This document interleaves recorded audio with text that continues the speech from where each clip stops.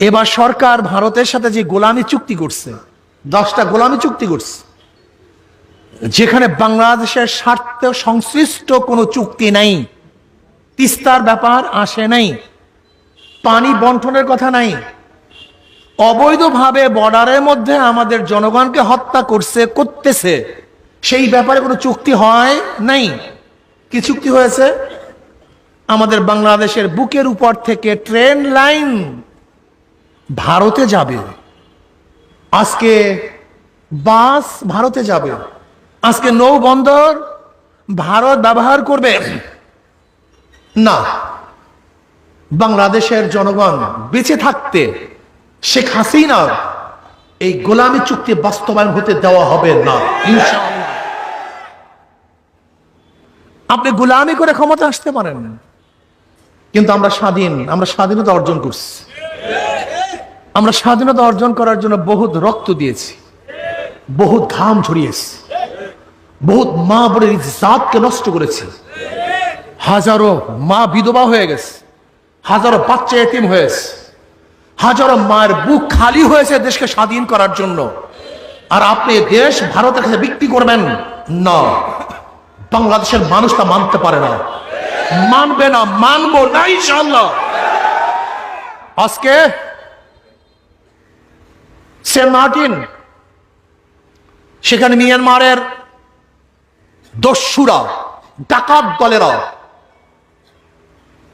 আক্রমণ করছে, কিন্তু সরকার চুপচাপ কিছু বলে না। আমি তো মনে করি আজকে সরকার ভারতকে সবকিছু বিক্রি করে দেওয়ার জন্য চুক্তিতে আবদ্ধ হয়েছে। বিশ্বাস করবেন না, আপনারা জানেন না, সব জায়গায় ঘুরেন না, খাগড়াছড়িতে মৈত্রী সেতুর নামে ভারতের সাথে যেই সেতু করেছে, ভারতকে যেই পরিমাণের জমি ব্যবসা করার জন্য দিয়ে দিয়েছে, এ মনে হয় যেন দেশটা ভারত। আখাউড়ার থেকে বিশাল রাস্তা আজকে যমুনা সেতু হয়ে একেবারে সেই সাতক্ষীরা এবং যশোরের বেনাপোলে মধ্য থেকে যাওয়ার জন্য ভারতে বিশাল রাস্তা, হাইওয়ে রোড করা হচ্ছে। আজকে মোংলার থেকে, পায়রার থেকে রাস্তা করা হচ্ছে বেনাপোলের দিকে। মনে হয় যেন এই দেশটা ভারতের একটা অঙ্গরাজ্য। আমি বাংলাদেশের জনগণকে বলতে চাই, আমার যুবক বাবা থেকে বলতে চাই, শুধু একটু স্বার্থের জন্য, একটু মোটরসাইকেলের তেলের পয়সা, একটা গাঁজার পয়সা, ফেন্সিডিলের পয়সা, এক বোতল মদের পয়সা, একটু ক্ষমতার জন্য তোমরা যারা সরকারি দল করতেছো, তোমরা কি চাও এই দেশটা বিক্রি হয়ে যাক, এই দেশটা ধ্বংস হয়ে যাক, এই দেশটা ভারত গিলে খাক, আমাদের জনগণের উপরে গুলি চালাক, আমরা গোলাম হয়ে যাই? না, আমরা চাই না। আজকে সরকার, সে তো অবৈধ সরকার, কারণ বাংলাদেশের সংবিধান কিভাবে ক্ষমতায় বসবে, ক্ষমতা থেকে যাবে, সংবিধান বলে দিয়েছে।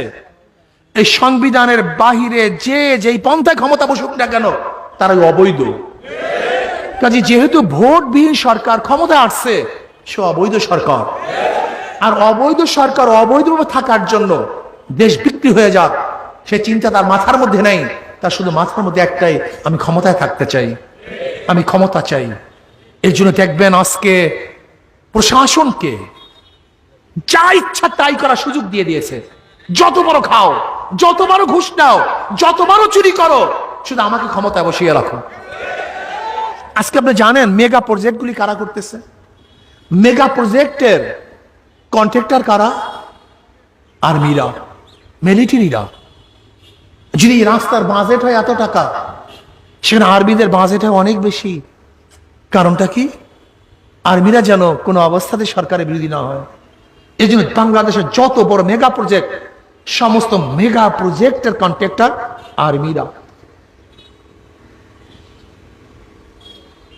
আজকে চালের অবস্থা কি, ডালের অবস্থা কি, নুনের অবস্থাটা কি, নিত্য প্রয়োজনীয় দ্রব্য অবস্থাটা কি, ঔষধের দাম হু হু করে বাড়তেছে, প্রতিদিন বাড়তেছে ঔষধের দাম। কেউ দেখার নেই, কেউ বলার নেই। ভাড়া বাড়তেছে, বেতন বাড়তেছে, ছাত্রদের বেতন বাড়তেছে, কাগজের মূল্য বাড়তেছে, কলমের মূল্য বাড়তেছে, পরীক্ষার ফিসের দাম বাড়তেছে, খাজনা বাড়তেছে, ট্যাক্স বাড়তেছে, গ্যাস বিল বাড়তেছে, পানি বিল বাড়তেছে, আর জনগণের আয় কমতেছে, আয় কমতেছে। কিন্তু কেউ দেখান নাই। ঋণ খেলাফি, আজকে যে পাকিস্তানকে গালি দেই, যে ভারতের অনুসরণ করি, জানেন তাদের ঋণ খেলাফির অবস্থাটা কি আর আমাদের ঋণ খেলাফির অবস্থাটা কি? শ্রীলঙ্কা 1 নম্বরে আছে, আমরা 2 নম্বরে আছি ঋণ খেলাফির দিক থেকে। অথচ বাংলাদেশের জনগণের টাকা, আপনার আমার টাকা ব্যাংকে রাখি, আর ওই সমস্ত রাঘব বোয়াররা সেই টাকা নিয়ে আর টাকা ফেরত দেয় না, সব চুরি হয়ে যেতেছে, সব ধ্বংস হয়ে যেতেছে।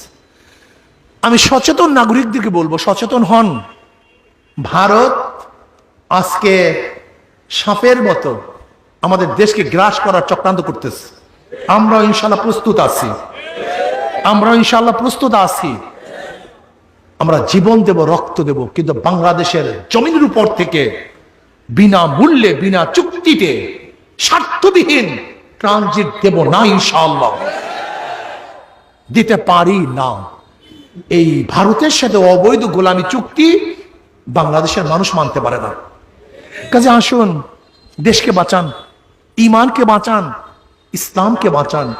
আজকে সরকার শিক্ষা ডিপার্টমেন্টের মধ্যে শিল্প সংস্কৃতির নামে আমাদের প্রত্যেক মুসলিম সন্তানদেরকে গান বাজনা শিক্ষা দেওয়ার প্রোগ্রাম হাতে নিয়েছে। আজকে আপনারা দেখেছেন স্বাস্থ্য সুরক্ষার নামে আমাদের বাচ্চাদেরকে বেহায়া বানাবার চক্রান্ত করতেছে। আপনি বিশ্বাস করতে পারবেন না, সেখানে যেই সমস্ত কথা লিখা আছে, যে একজন ওস্তাদ তার সামনে একজন ছাত্রকে এবং ছাত্রীকে পড়াতে পারে না। কাজে আসুন, সব জায়গাতেই চক্রান্ত চলতেছে। এই দেশকে বাঁচাই, ইমানকে বাঁচাই, জনগণকে বাঁচাই, এই দেশের ভূখণ্ডকে বাঁচাই। আল্লাহ পাক আমাকে এবং আমাদের সবাইকে ইসলাম হুকুমত কায়েম করার জন্য সর্বোচ্চ চেষ্টা করার তৌফিক দান করেন। আগামী ইউপি নির্বাচনে যেন আমরা ভালো রেজাল্ট করতে পারি, এখন থেকে ইনশাআল্লাহ আমরা চেষ্টা করব। আল্লাহ আমাকে আমাদের সবাইকে কবুল করে নেন।